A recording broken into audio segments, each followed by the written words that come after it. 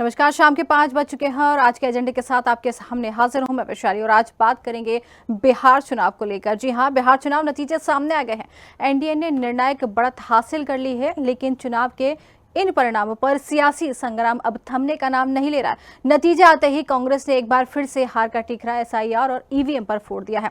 और एमपी के पूर्व सीएम दिग्विजय सिंह से लेकर पीसीसी चीफ जीतू पटवारी तक बड़े नेता इस सिस्टम पर सवाल खड़े करें। लेकिन बीजेपी का साफ कहना है कि जनता ने विकास पर मुहर लगाई है। ऐसे आरोप चुनावी हताशा का संकेत है।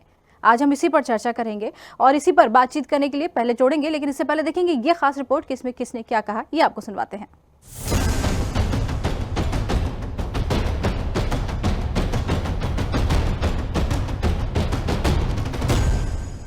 कांग्रेस ने फिर ईवीएम पर बोला हमला। दिग्विजय से बोले वोट घटे बढ़े। एसआईआर फॉर्म पर बड़ा सवाल। दलित अल्पसंख्यक वोट कटे। दिग्विजय ने संगठन सुधार मांगा। पटवारी बोले खतरे में है लोकतंत्र। वोट चोरी का आरोप दोहराया। बीजेपी ने किया कांग्रेस पर पलटवार। सीएम मोहन यादव ने एनडीए को सराहा। विकास की राजनीति को जनता का समर्थन। वीडी शर्मा ने जनता को धन्यवाद दिया। मोदी मॉडल को मिला भरोसा। विपक्ष को बताया मुद्दा विहीन दल। बिहार विधानसभा चुनाव में हार का ठीकरा कांग्रेस ने एक बार फिर एसआईआर और ईवीएम पर फोड़ा है।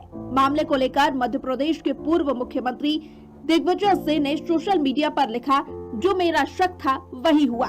उन्होंने लिखा 62 लाख वोट कटी, 20 लाख वोट जुड़े, उनमें से 5 लाख वोट बिना एसआईआर फॉर्म भरे बढ़ा दिए गए। अधिकांश वोट गरीबों के, दलितों के, अल्पसंख्यक वर्ग के कटे हैं। दिग्विजय ने लिखा कि ईवीएम पर तो शंका बनी हुई है। दिग्विजय सिंह ने कांग्रेस आलाकमान को भी सलाह दी कि कांग्रेस को अपने संगठन पर विशेष ध्यान देने की आवश्यकता है। विधानसभा चुनाव मतदान केंद्र पर सघन जनसंपर्क का है, न कि रैली और जनसभा का। लेकिन एक बात जानता हूँ, मैं जब गया था वहाँ पर मुझे कहीं नहीं लग रहा था कि कोई एक तरफा कोई बराबर की लड़ाई थी। और इस पर ये बात चल रही थी कि इसमें प्रशांत किशोर की पार्टी और एमआईएम वो कितना एक दूसरे की वोट काटती है। लेकिन जो कुछ तो जो एग्जिट पोल बता रहे हैं, कहीं 180 बता रहे हैं, कोई 160 बता रहे हैं। मेरा ये मत है कि अगर 140 से ज़्यादा सीटों से एनडीए जीतती है तो ये मैनिपुलेटेड मतदाता सूची और मैनिपुलेटेड ईवीएम का कमाल होगा। मध्य प्रदेश के कांग्रेस प्रदेश अध्यक्ष जीतू पटवारी ने कहा कि जनता का जनादेश है और एसआईआर का असर है। लगातार बात हो रही है कि इस देश में लोकतंत्र कैसे बचेगा, कैसे वोट की चोरी बचेगी। धारणा बनाना और फिर चुनाव को लूट लेना, यही भाजपा, नरेंद्र मोदी और चुनाव ने बनाया है। कोई बात नहीं, जनता का जनादेश है और एसआईआर का असर है। यही तो लगातार बात हो रही है कि इस देश में लोकतंत्र बचेगा कैसे, कैसे वोट की चोरी बचेगी, कैसे ये मैनिपुलेशन आप चुनाव आयोग और जनता का हक और अधिकार की जो लड़ाई लड़ रही है कांग्रेस पार्टी और पूरा देश का विपक्ष राहुल गांधी लड़ रहे हैं, ये उसका असर दिख रहा है। वहीं बीजेपी ने दिग्विजय सिंह और जीतू पटवारी पर पलटवार किया है। मध्य प्रदेश के सीएम डॉक्टर मोहन यादव ने कहा कि प्रधानमंत्री के नेतृत्व में देश ने वर्ष 2014 से विकास परक राजनीति देखी है। एनडीए को मिल रही बढ़त उसी का परिणाम है। जो रुझान आ रहा है वास्तव में वो उत्साहवर्धक भी है और यशस्वी प्रधानमंत्री के नेतृत्व में देश ने एक नए प्रकार की विकास परक जो राजनीति 2014 से देखी है। एक एक करके तीनों लोकसभा चुनाव में माननीय प्रधानमंत्री के नेतृत्व में प्रचंड बहुमत की जीत के साथ एनडीए ने दिल्ली में भी धाक भी बनाई, अपनी सरकार चलाने की साख बनाई।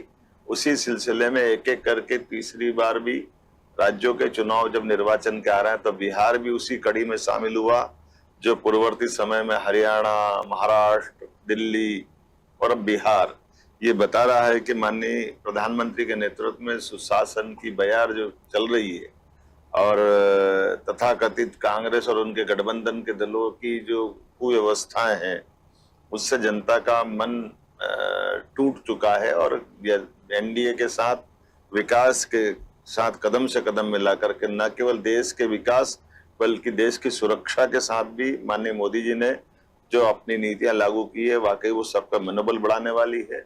मेरी अपनी ओर से बिहार की बढ़ती जीत के प्रति माननीय प्रधानमंत्री श्रीमान नरेंद्र मोदी जी, माननीय गृह मंत्री अमित शाह जी, माननीय जेपी नड्डा जी, राष्ट्रीय अध्यक्ष भाजपा और एनडीए पूरा गठबंधन, साथ ही साथ माननीय नीतीश कुमार जी, माननीय चिराग पासवान जी, जीतन राम मांझी जी, उपेंद्र कुशवाहा जी सहित भाजपा के हमारे सारे नेताओं को मेरी अपनी ओर से बधाई। लोकतंत्र में जनता जो देती है वो ही सही होता है और जनता के इस जनादेश को सिरोधारी करते हुए हम सब मिलकर के पुनः लोकतंत्र को मजबूत बनाने के लिए एक बार फिर कमर कसे। बिहार फिर तैयार, एनडीए सरकार।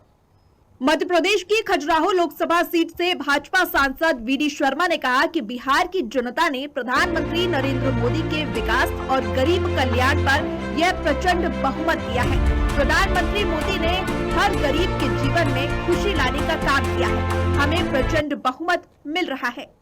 ये साबित करता है कि बिहार की जनता ने प्रधानमंत्री नरेंद्र मोदी जी के नेतृत्व में जो विकसित बिहार बना, जो बदलता बिहार है, और उस बिहार के अंदर विकास की गंगा बहाने का काम प्रधानमंत्री मोदी जी ने नीतीश कुमार जी को ताकत देने का काम जब किया, आज उसका परिणाम है कि बिहार की जनता ने प्रधानमंत्री मोदी जी के विकास और गरीब कल्याण पर ये प्रचंड बहुमत दिया है। प्रधानमंत्री नरेंद्र मोदी जी ने हर गरीब के जीवन में जो खुशी लाने का काम किया, गरीबों के मसीहा भारत के प्रधानमंत्री मोदी जी ने जो उनके जीवन को बदला, आज उसका परिणाम है कि बिहार की जनता ने प्रधानमंत्री जी को विकास और गरीब कल्याण पर आशीर्वाद तो दिया ही है, लेकिन बिहार की जनता ने टैलेंटेड तरीके से, बिहार की जनता बहुत होशियार है, उन्होंने ये साबित कर दिया कि जंगल राज इस चुनाव में उनकी जड़ों में मठा डालने का काम बिहार की जनता ने किया है कि तेजस्वी यादव भी चुनाव हार रहे हैं। बीजेपी का कहना है कि कांग्रेस का इतिहास रहा है हार के बाद ईवीएम पर ठीकरा फोड़ने का। पार्टी प्रवक्ता पंकज चतुर्वेदी ने कहा कि कांग्रेस जिस दल के साथ चुनाव लड़ती है उसे भी लेकर डूबती है। यह भी कांग्रेस का इतिहास रहा है। हार के बाद ईवीएम और एसआईआर पर ठीकरा फोड़ना, आरोप लगाना शर्म और हास्यास्पद विषय है। देखिए, दिग्विजय सिंह जी और कांग्रेस के लोगों को इस शर्मनाक हार पर चिंतन मंथन मनन करना चाहिए कि क्या कारण है। लगातार 2014 से देश भर में जहां भी चुनाव होते हैं, कांग्रेस पार्टी न केवल हारती है बल्कि पूरी तरीके से हारती है और जिनके साथ चुनाव लड़ती है उनको भी लेकर डूबती है। उनका इतिहास है कांग्रेस का। अभी अपने साथ साथ कांग्रेस पार्टी तो गर्त में गई, तेजस्वी यादव को बड़ा गर्त। तो बिहार की सत्ता पर किसने कब्जा किया, ये तस्वीर अब साफ हो चुकी है। लेकिन अब असली लड़ाई बयानबाजी की है। कांग्रेस चुनाव प्रणाली पर सवाल उठा रही है तो बीजेपी इसे जनता के जनादेश का सम्मान बता रही है। आरोप प्रत्यारोप के बीच एक बात तय है कि बिहार विधानसभा चुनाव सिर्फ नतीजों का नहीं बल्कि नैरेटिव की लड़ाई भी बन गया है। ये जंग अभी थमी नहीं है। Desk report, Bhopal.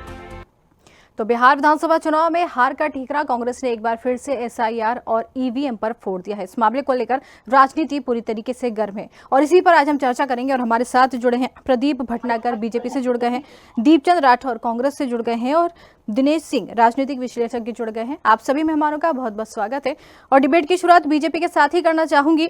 प्रदीप जी, क्या कहेंगे, एनडीए की बड़ी जीत, सबसे पहले तो बधाई देना चाहेंगे हम आपको कि एक बड़ी जीत एनडीए ने बिहार में बना ली है, क्या कहेंगे उसके लिए? और सवाल भी यहीं से उठता है कि आप तो बीजेपी में जीत के यहाँ पर जो एनडीए सरकार बन गई है, आपने तो जलेबी खा ली लेकिन कांग्रेस के लड्डू खराब हो गए, क्या कहेंगे?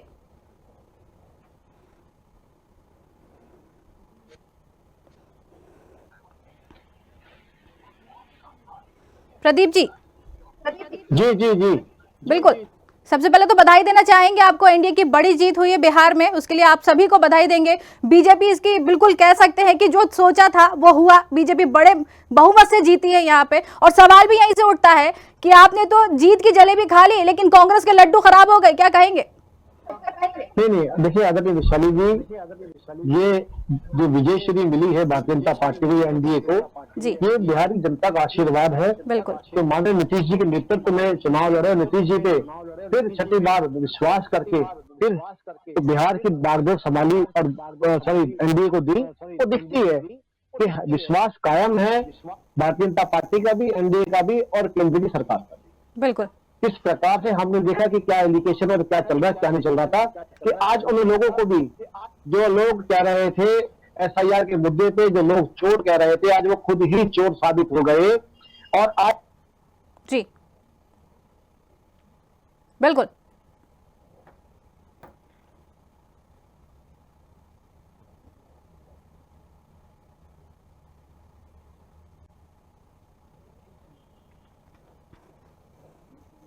चलिए, हमारा संपर्क टूट गया है, दोबारा कोशिश करेंगे सभी के साथ जोड़ने की, क्योंकि बातचीत अधूरी रह गई है। लेकिन इससे पहले आपको बता दें कि दिग्विजय सिंह ने सोशल मीडिया पर लिखा है कि जो मेरा शक था वही हुआ। उन्होंने लिखा है कि 62 लाख वोट कटे हैं, 20 लाख वोट जुड़े हैं और इसमें 5 लाख वोट बिना SIR फॉर्म के बढ़ा दिए गए हैं। मतलब कि सीधे सीधे EVM पर ठीकरा फोड़ दिया गया है। अधिकांश वोट गरीबों, दलितों के, अल्पसंख्यकों के वर्ग से काटे गए हैं।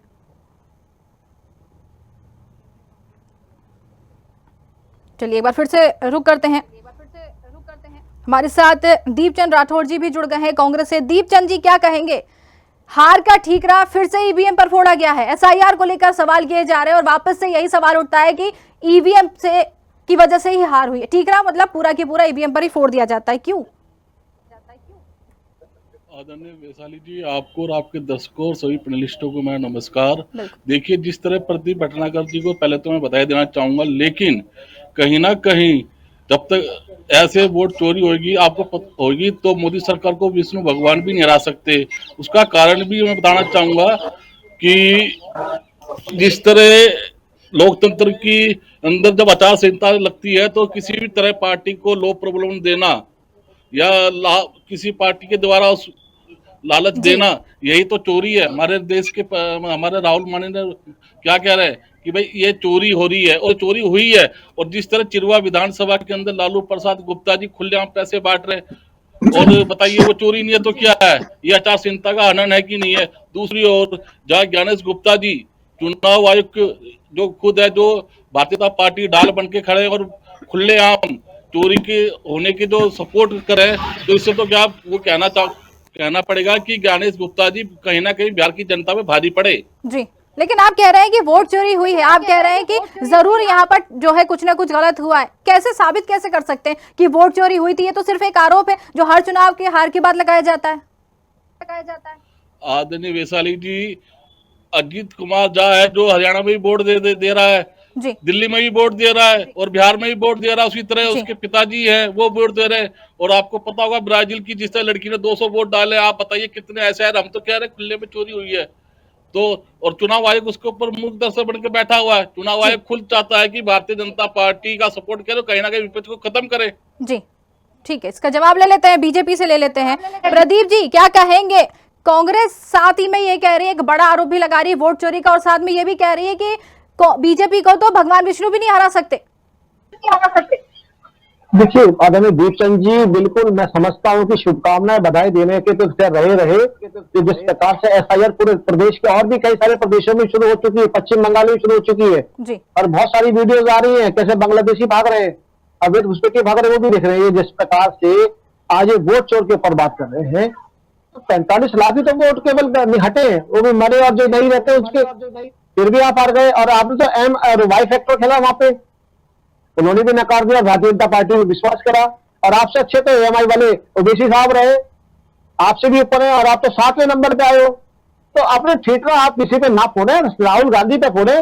राहुल गांधी की जिस तरह से कंप्लेंसिंग है, जिस प्रकार से वो प्रचार प्रसार करते हैं, वो जनता को रास नहीं आती है। ये वही राहुल गांधी है जो नवरात्रों के अंदर जाके वहां मटन बना के दिखा रहे थे लालू जी के साथ। ये वही तेजस्वी है जो हेलीकॉप्टर के अंदर मछली खा के कांटा दिखा रहे थे। आज कांटा निकाल दिया है तेजस्वी यादव का, उत्तर प्रदेश के बिहार की सरकार को तो बिल्कुल कांटा निकाल दिया है कि आप लायक नहीं हो आप मुख्यमंत्री बनने के या आप ये सत्ता में रहने के। खुद तेजस्वी यादव के हाथ जीतने के लारे पड़े हुए हैं जी। कांग्रेस बताए कि कांग्रेस जो है 4 सीट में चलते 1 सीट में कैसे रह गई। बिल्कुल बिल्कुल, इसका जवाब लेंगे, जरूर लेंगे। वरिष्ठ पत्रकार भी हमारे साथ जुड़ गए, दिनेश सिंह जी। दिनेश जी, क्या लगता है आपको EVM पर ठीकरा फोड़ना और एनडीए की ये बड़ी जीत, और अब कांग्रेस ये कहती हुई नजर आ रही है कि EVM में खराबी थी, SIR को लेकर भी ठीकरा पूरी तरीके से फोड़ा जाता है, भगवान विष्णु भी प्रधानमंत्री मोदी को नहीं हरा सकते, तमाम तरह के आरोप लगे हैं। दिनेश जी। जी, आप सभी को प्रणाम वैशाली।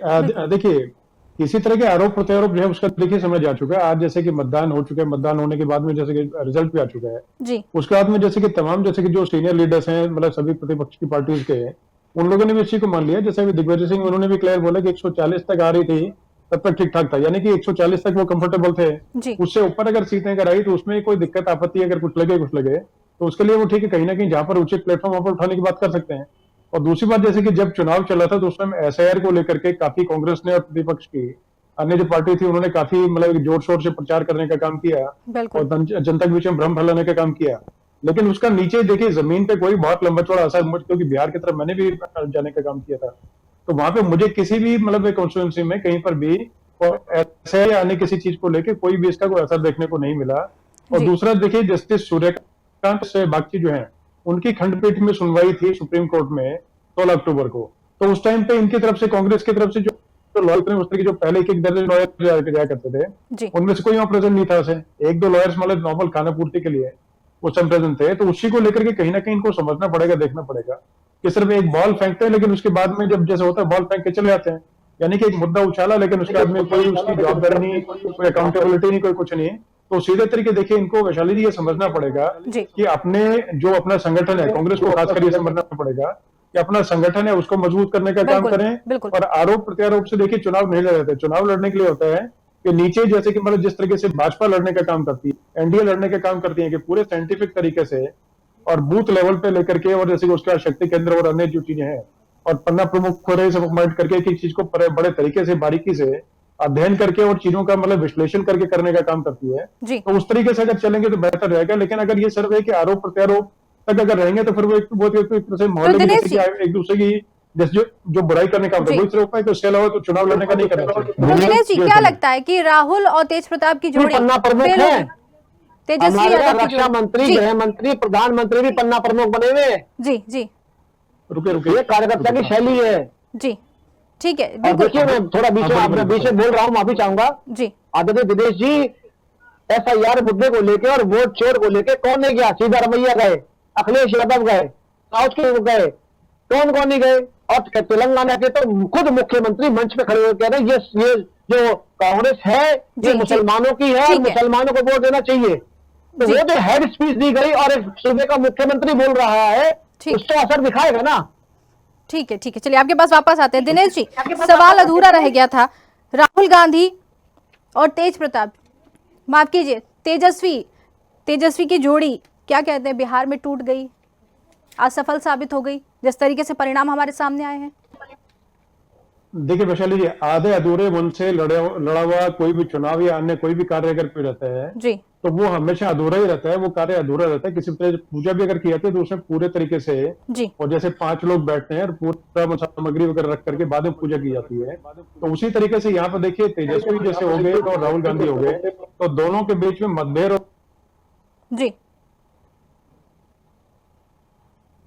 मतभेद और मन की तेजस्वी में काफी, इसमें कोई भी प्रवक्ता था वो कहने से साफ बचता था जी कि हमारे मुख्यमंत्री कौन होंगे, तो यहाँ से तो साफ था कि नीतीश जी होंगे, बिल्कुल या जैसे कि जो भी होगा बाद में नीतीश जी ही उसी को मतलब फाइनल करेंगे। लेकिन उस तरफ से जैसे अगर बोला जाता था कि ठीक है कि क्या तेजस्वी यादव अगले मुख्यमंत्री होंगे, तो शुरुआती दौर में ऐसा नहीं कहा था। तो बाद में जब मजबूरी बनी तो एक तरह से महागठबंधन ही मजबूरी का गठबंधन था, जिसके तहत ये था कि जैसे कांग्रेस को नजर नहीं आ रही थी और कोई समझ में चीज जैसे समझ नहीं आ रही थी, तो उसको लेके बाद में तालमेल बैठाने का काम किया। और बाद में शुरुआती दौर में तो सिर्फ ये था कि अपना सीट शेयरिंग को लेकर के सिर्फ बढ़ने का काम करते थे, जबकि होना ये चाहिए था कि आपस में दोनों लोगों को अपना संगठन नीचे मजबूत करके और बाद में उसका तय करते हैं कि चुनाव जीतने के बाद में कि कौन मुख्यमंत्री बनेगा या नहीं बनेगा। लेकिन तेजस्वी ने स्वयं अपने आप को घोषित कर लिया कि मैं ही मुख्यमंत्री बनूंगा, बिल्कुल। और उसका दूसरे जैसे कि वीआईपी पार्टी के जो थे वो अपने आप को कुछ और बना के घूम रहे थे। तो इसी तरीके से मान के चले कि कोई भी चीज जैसे कोई चुनाव होता है तो आपस में एक परिवार की तरह लड़ने का काम किया है। अगर परिवार की तरह ना होकर के सिर्फ है कि आई मी माई सेल्फ तक अगर सीमित रहेगा तो वो रास्ता कहीं पर किसी जगह नहीं पहुंचता। तो इसी चीज को लेकर के आपस में इसीलिए महागठबंधन था, फेल हुआ, क्योंकि सिर्फ मजबूरी का गठबंधन था। और कहीं भी अपने जो कार्यकर्ता जो थे या अपने जो लोकल लीडरशिप थी उनको कहीं भी इन्होंने अपने कॉन्फिडेंस में नहीं लिया। बाहर के पर्यवेक्षक या बाहर के ऑब्जर्वर्स या बाहर के जैसे प्रभारी जो है, तो उन्होंने पूरी तरीके से एक तरह से ये करने काम किया कि डिक्टेटरशिप चलाने का काम किया और बहुत सारे अन्य आरोप भी लगे कांग्रेस के पदाधिकारियों पर। तो उसी चीज को लेकर के सब स्पष्ट ये चीज है कि आपस में लड़ाई नहीं लड़ा, आपस में अपनी खुद की लड़ाई थी, चुनाव लड़ने का काम नहीं था। जी बिल्कुल कह सकते हैं। बिल्कुल कुछ कहना चाह रहे थे दीपचंद जी, कुछ कहना चाह रहे थे, कहिए। आदरणीय वैशाली जी, जिस तरह हमारे राजनीति विशेषज्ञ जो बात कर रहे हैं वो तो वही बात कर रहे हैं ना। एक कहावत है कि दुनिया हार के पीछे और जीत के आगे हमेशा खड़ी होती है। तो मैं इनको कहना चाहूंगा कि भाई भारतीय जनता पार्टी को पसंद हो वही बात करेंगे, तुम दिन को अगर रात को हो तो रात कहेंगे।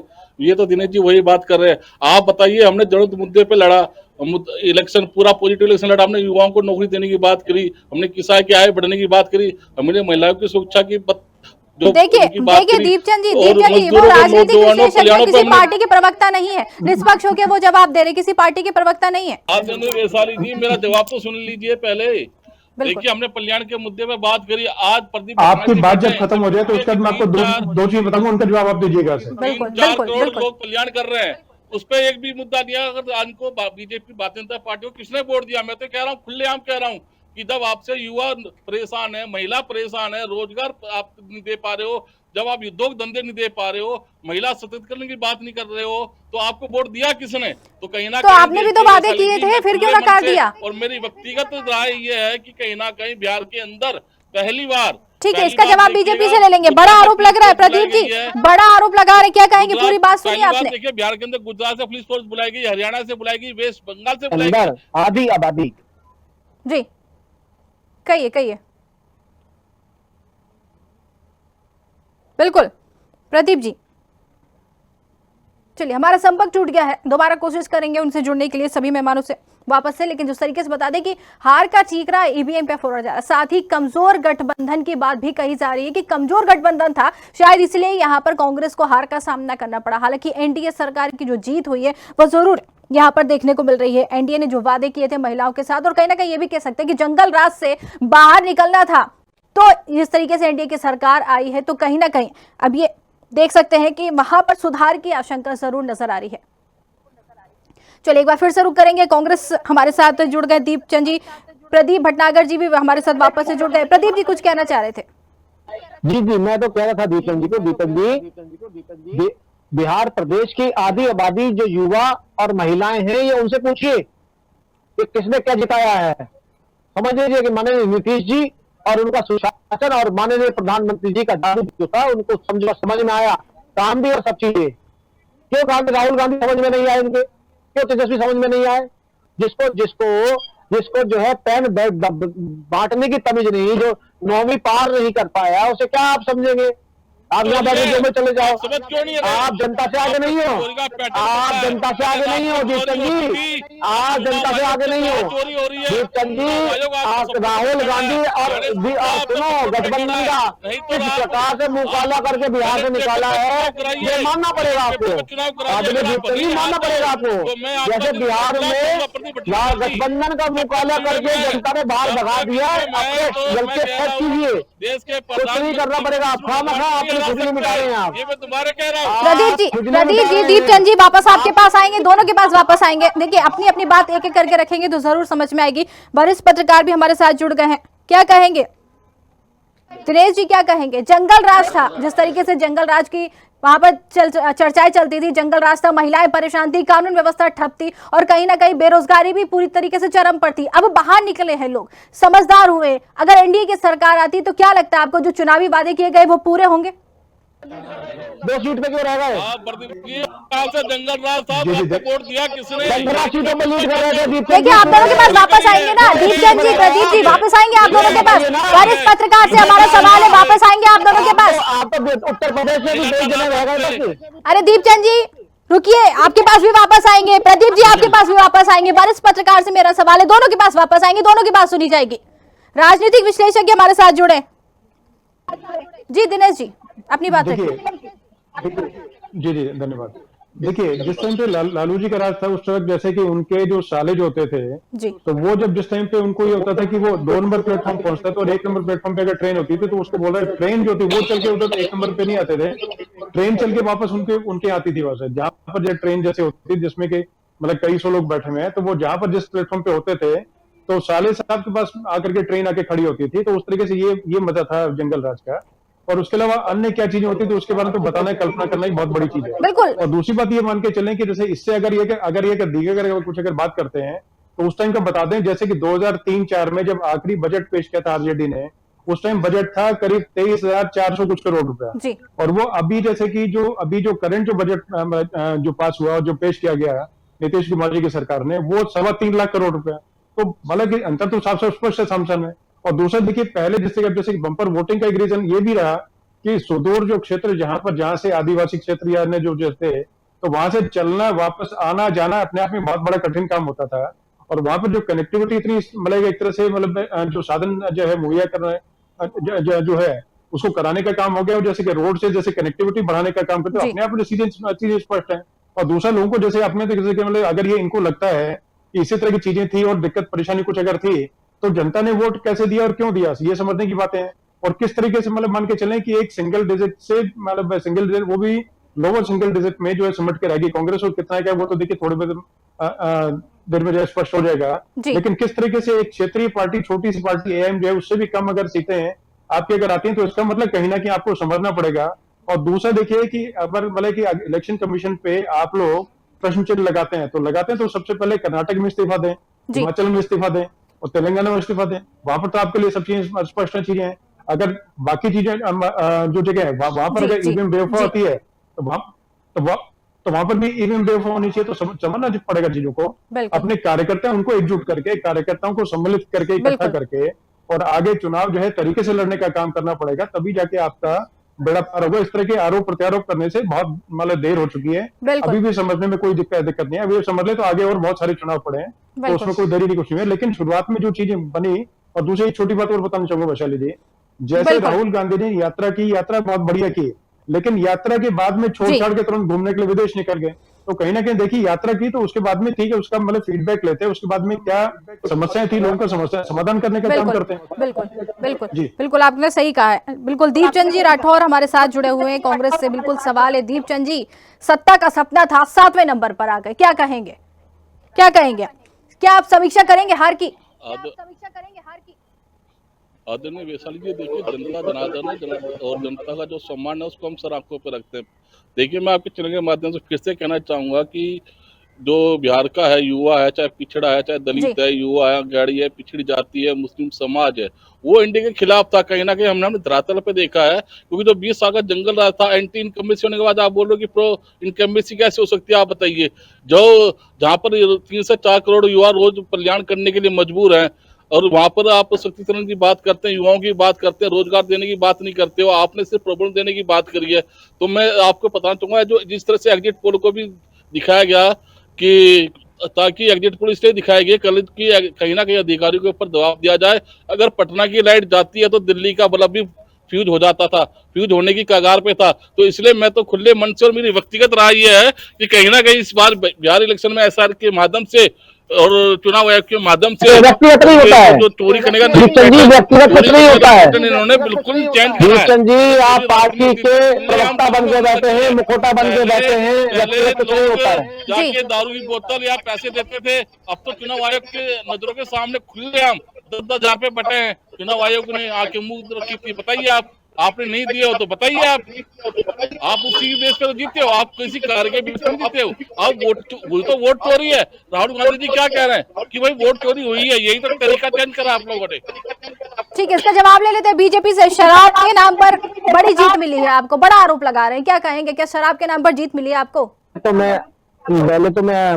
आदरणीय दीपचंद जी को बोला, दीपचंद जी आप पार्टी के प्रवक्ता नेता बन के बैठे, व्यक्तिगत कुछ नहीं होता, व्यक्तिगत घर के अंदर होता है, यहाँ नहीं होता व्यक्तिगत। आप जो बोल रहे हो पार्टी बोल रही है, पहले चीज तो मैं क्लियर कर दूं। दूसरी चीज, ये शराब की जो बात है, ये तो शराब का ट्रेड किसने चलाया और किसने है वो सब कुछ पता है जी। आप जो एम वाई फैक्टर जो आपने खेला था वो नहीं चल पाया। सुन लीजिए एक मिनट, सुन लीजिए एक सेकंड। और देखिए कितनी बड़ी खूबी बता रहा हूँ आदरणीय दिनेश जी, उत्तर प्रदेश की तरह बिहार का मुसलमान गद्दार नहीं है। अगर सरकार ने उनको अनाज दिया, सुविधा दी, तो बिहार के मुसलमानों ने भारतीय जनता पार्टी को, एनडीए को वोट भी दिया। मगर उत्तर प्रदेश के मुसलमानों के लिए हर सुविधाएं दी, चाहे घर हो या टॉयलेट हो या राशन हो, चाहे फ्री बिजली हो या पानी हो, उसका सिला ये मिला कि 19.5% मुसलमानों ने भारतीय जनता पार्टी को वोट नहीं दिया। बिल्कुल ठीक है, बिहार के मुसलमानों से सीखना पड़ेगा उत्तर प्रदेश के मुसलमानों। बिल्कुल सीख की जरूरत है। कहीं ना कहीं चूक तो हुई है, देखिए चूक तो हुई है, कहीं ना कहीं चूक तो हुई है। ठीक है, वापस आपके पास आएंगे। दिनेश जी हमारे साथ जुड़े हैं। दिनेश जी क्या लगता है, एक सवाल ये भी जहन में आता है, जब लालू यादव की बेटी की शादी थी तब शोरूम के शोरूम खाली कर दिए गए थे, कारें उठा ली गई थी, फर्नीचर के शोरूम खाली कर दिए गए थे, वहां से सारा फर्नीचर उठा लिया गया था। और इतना नहीं, इन सब के बावजूद कलेक्टर वो खुद सुरक्षित नहीं थे, उनकी बीबी के साथ जिस तरीके से वार्ता हुई वो सबको पता है। क्या जंगल राज नहीं था ये? बिल्कुल, देखिए पूरे जो उनके पिताजी जो थे लालू प्रसाद जी, उसके अलावा जैसे कि अभी वर्तमान में जो उनके केसेस चल रहे हैं, जैसे कि मतलब एक तरह से मतलब कि वोट चोरी की बात अगर करते हैं तो एसआईआर को लेके जैसे सुप्रीम कोर्ट सुनवाई उसमें जाना चाहिए था, या जैसे इलेक्शन कमीशन ने जब उनको बुलावा भेजा था राहुल गांधी जी को, उस टाइम पर मेल किया, चिट्ठी भेजी, लेकिन वो वहां पर हाजिर नहीं हुए। और दूसरा जैसे कि मतलब जैसे कि जो अपना जैसे कि जो जॉब स्कैम किया, जिसमें कि जैसे कि नौकरी देने के बदले में युवाओं से जमीन अपने नाम लिखवा ली पुणे में, तो उस पर भी कहीं ना कहीं जनता ने देखने का काम किया। और दूसरी तरफ जैसे देखने की जैसे बच्चे जैसे दीपचंद जी, ये पहले तक मैंने सुबह से 7-8 डिबेट्स किए हैं। दीपचंद जी पहले ऐसे प्रवक्ता हैं जो पूरे तरीके से कह रहे हैं कि ठीक है, हम लोग जनता की जो आज्ञा है उसको शिरोधार्य करते हैं। नहीं तो इसके अलावा सबके सब जो है, मतलब मैं इवन सीनियर जैसे बहुत सारे जैसे कांग्रेस के प्रवक्ता हैं, नाम लेके नहीं बताना चाहता, लेकिन वो किस तरीके से कहीं ना कहीं लड़ने भिड़ने पे और कहीं ना कहीं बहुत एरोगेंस में करके बात कर रहे थे, तो वो कहीं ना कहीं दीपचंद की मैं तारीफ इसी में करता हूँ। और दूसरा देखिए, मानना पड़ेगा, समझना पड़ेगा, जनता के जो मैंडेट है, जनता ही जैसे गणेश होती है, वो अपने तरीके से जो फैसला देती है वो उचित देती है। तो कहीं ना कहीं देखिए, आप लोगों को समझना पड़ेगा, समझ के आगे जैसे कि जो गलती हुई उसको सुधार के आगे, गठबंधन में कुछ कमी थी या क्या था क्या नहीं था। लेकिन ये मानने की बात है कि कहीं ना कहीं एक तरह से अगर देखा जाए कि जो पिछले 3-4 दिन से, जैसे कि जो चुनाव आने से 3-4 दिन पहले, और जिस तरीके से आरजेडी के कुछ लोगों ने कहीं ना कहीं जाके उपद्रव जो मचाने का काम किया, जिससे कि दोबारा जनता के बीच में ये मैसेज गया कि अगर इनका राज अगर आ गया तो कहीं ना कहीं दोबारा फिर वही जंगल राज स्थापित होगा। तो इसी चीज को लेकर के कहीं ना कहीं खामियाजा उठाना पड़ा। तो समझें, आप लोग इसी को समझें, और किसका गठबंधन करना है नहीं करना है वो आप लोग की अपनी करना है। बिल्कुल कह सकते हैं, बिल्कुल कह सकते हैं। बिल्कुल प्रदीप जी कुछ कहना चाह रहे हैं, लेकिन बहुत ही संक्षेप में, क्योंकि कमी है हमारे पास समय की। बिल्कुल, कांग्रेस का वो हाल है, ना तो कांग्रेस बिहार में नेता विपक्ष बन सकी, ना फिर विपक्ष दे पाई उत्तर प्रदेश के अंदर, ना गोवा में, ना मध्य प्रदेश के अंदर, ना हरियाणा में। बहुत सारे 21-22 राज्य हैं जहाँ बेचारे विपक्ष में नहीं बन पाए। राहुल गांधी खुद 2-10 साल बाद नेता विपक्ष में बहुत मुश्किल से 99 लाने के बाद भी, और अभी भी राहुल गांधी जी के समझ में नहीं आ रहा है। और मैं समझता हूँ दीपचंद जी बहुत समझदार हैं, और दीपचंद जी को जाके 10 अब्बा रोज समझाना चाहिए कि राहुल गांधी जी अपना थोड़ा सा चीजें चेंज कीजिए। बिल्कुल बिल्कुल दीपचंद जी, बिल्कुल इसी पर बिल्कुल छोटा सा जवाब आपसे भी चाहेंगे समझदारी से। राहुल गांधी जी को जरूर ध्यान देने की जरूरत है, क्योंकि भस्मासुर का नाम दे दिया जाता है उनको, जहां जाते हैं वो खुद भी डूबते हैं। आदरणीय वैशाली जी, देखिए जो हमारे माननीय राहुल गांधी ने जो आवाज उठाई थी कि वोट चोरी हुई है, ये तो सुप्रीम कोर्ट में भी सिद्ध हुआ है। तो बताइए, जब सुप्रीम कोर्ट में सिद्ध हो चुका है तो प्रदीप भटनागर जी इस बात को क्यों नहीं मान रहे? ऐसा गलत कह रहे हैं दिनेश जी, गलत कह रहे हैं आप दीपचंद जी गलत कह रहे हैं, दीपचंद जी गलत कह रहे हैं। बिल्कुल सर, नहीं, आप गलत कह रहे हैं। छोटी सी प्रतिक्रिया चाहिए थी, प्रदीप जी छोटी सी प्रतिक्रिया चाहिए थी, समय नहीं है हमारे पास। सुप्रीम कोर्ट ने गाइडलाइन बनाई इसके बारे में। प्रदीप जी उनको बोल लेने दीजिए, प्रदीप जी उनको बोल लेने दीजिए। प्रदीप भटनागर जी, राहुल गांधी जी ऐसे हलफनामा नहीं दे पाए सुप्रीम कोर्ट सर्वोच्च न्यायालय में। आप ठीक है, इसका जवाब हम आगे भी लेंगे, इसका जवाब आगे लेंगे, लेकिन उनको अपनी बात रख लेने दीजिए। दीपचंद जी छोटी सी बात रखना चाहते हैं, बिल्कुल कहिए। मैं आदरणीय वैशाली जी बताना चाहूंगा, जिस तरह हरियाणा ये पहले कह रहे थे कि हम तो हार रहे हैं और एकदम ही जीत गए। बताइए, एग्जिट खुद चुनाव आयोग को नहीं पता था कि हम हरियाणा जीतने जा रहे हैं, तो कहीं ना कहीं चोरी हुई है। जिस तरह राहुल गांधी जी ने बताया कि एक ब्राजील की लड़की 200 वोट वहां डाल के चली जाती है, तो बिहार के अंदर भी यही हुआ होगा। कितने वोटों ने फर्जी वोट डाले होंगे जी। बहुत छोटा समय। अरे दीपचंद जी को रख लेने दीजिए। प्रदीप जी हंसते रहिए, लेकिन जवाब मत दीजिए। प्रदीप जी बिल्कुल मुस्कुराते रहिए, हम तो यही कहेंगे, बड़ी जीत मिली है, मुस्कुराते रहिए, लेकिन जवाब उनको देने दीजिए। वैशाली जी, मैं फिर से प्रदीप भटनागर जी को बधाई देता हूँ और बिल्कुल जो उज्जवल भविष्य की कामना करता हूँ। लेकिन मैं अपने तथ्य के साथ बिल्कुल अटीक हूँ कि कहीं ना कहीं ये एसआईआर की जो रिपोर्ट है वो सुप्रीम कोर्ट ने निश्चित कराया कि वोट चोरी हुई है। बिल्कुल कह सकते हैं कि समय आने पर सारी चीजें जरूर खुलकर सामने आएंगी, लेकिन अभी समय का अभाव हमारे पास भी है, इसलिए चर्चा यहीं रोकनी पड़ेगी। और एक बार फिर से बधाई देना चाहेंगे हम बीजेपी को, बहुत बहुत बधाई हो आपको, और ये चर्चा यहीं रोकनी पड़ेगी। बहुत बहुत धन्यवाद हमसे जुड़ने के लिए आप सभी मेहमानों का। तो आपको बता दें, लाइन तो बिहार की सत्ता पर किसने कब्जा किया ये तस्वीर अब साफ हो चुकी है, लेकिन अब असली सच्चाई बयानबाजी की है। कांग्रेस चुनाव प्रणाली पर सवाल उठा रही है तो बीजेपी से जनता के जनादेश का सम्मान बता रही है। आरोप और प्रत्यारोप के बीच एक बात तय है कि बिहार चुनाव सिर्फ नतीजों का नहीं बल्कि नैरेटिव की लड़ाई भी बन गया है और ये जंग अब थमी नहीं है।